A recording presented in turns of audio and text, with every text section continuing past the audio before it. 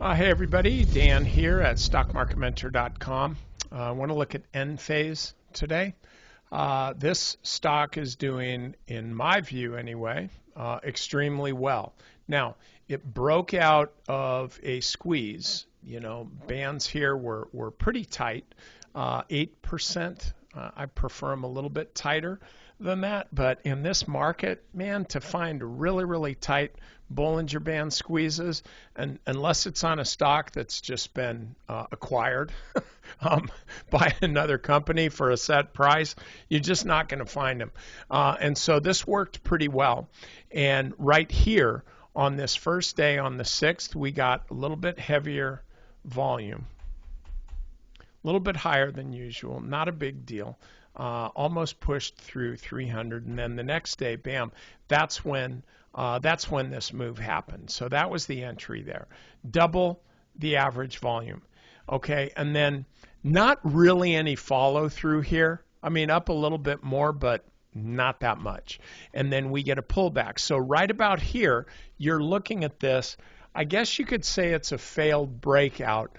I wouldn't say that. I would say it was just a breakout that doesn't have any follow through, but it's not broken. It's just back into this trading range. And all the while, the market's pretty choppy, right? And then certainly yesterday. Well, so here we are on Monday. Then we've got Tuesday down on that big nasty day.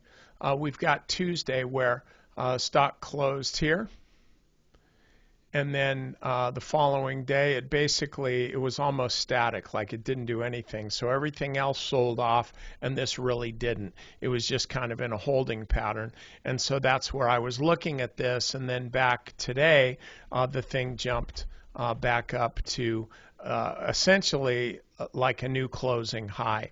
So I think at this point we've got our zigzag here. Zig, zag, zig. So it seems to me like this stock's likely to go higher. I just picked up some more of it today. Weekly chart here.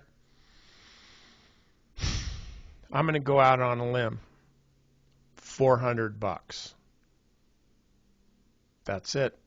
That's what I'm looking for. $400. Why? Well, because 500's too far away, and 350 is too modest, so 400 it is. All right? I'll see you guys next time.